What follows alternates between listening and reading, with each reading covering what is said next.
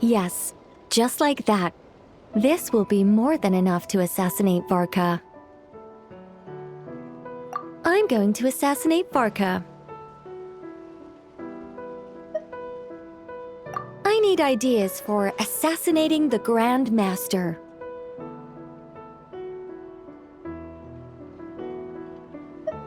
I went over this with Alice a long while ago.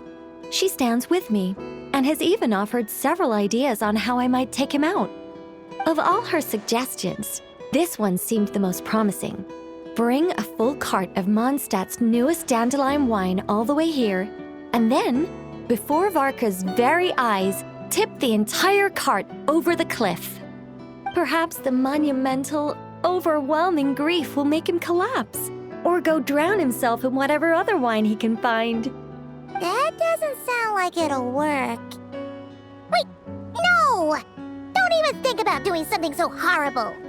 When writing a novel, the author, naturally, seeks to be as extravagant as possible, especially when writing detective novels. If the opening lacks a striking turn, how is the rest of the plot meant to unfold? Alas, this will be my final attempt at writing detective novels. Oh, I suppose they call them crime novels in Inazuma. In any case, they all tell of crime. There's hardly a meaningful distinction. I also discussed it with Barbie, but our novel writing sessions always evolve into crime planning sessions. Methods of crime and puzzles of deduction. We have explored plenty of those, yet the plot would not advance. The Angel Killer case. Try as they might, the culprit remained elusive. The desperate detective rushed into the crowd, then shouted the revered names of the 4 great rulers at the sky. Whoosh! Pitter-patter. Boom! Detective and murderer reduced to ash. What kind of writing is that? Doesn't that leave no room for deduction at all? Of course there is.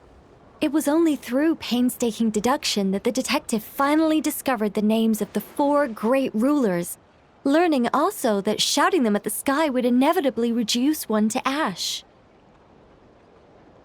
My point exactly. Simply deducing who the culprit is has become dreadfully unoriginal. The subject of one's deductions must be something more creative. I even thought of having a Seelie detective, an angel who, longing to become a detective, became a Seelie, and by some twist of fate, ended up as a detective's assistant. All Seelies love to guide people, so this one went about leading the detective from case to case. I found the idea rather interesting. Come to think of it, the Seelie detective and the Angel Killer case seem far more interesting than assassinating the Grand Master. Never mind, guess I'll move on to work on that idea then. It's precisely because I overthink every little detail that I've lost interest in continuing. Not to mention the mountain of words I'll have to write. The very thought of penning all those words. Oh, what a hassle. And I can't even get a ghostwriter for this one. I'll just work on the Angel Killer case instead. But how might the detective deduce the truth? Perhaps he could have a conveniently informative dream.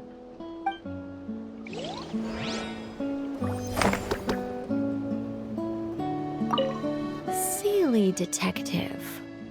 Hold on. Why not have the Seelie guide that detective to assassinate the Grand Master instead?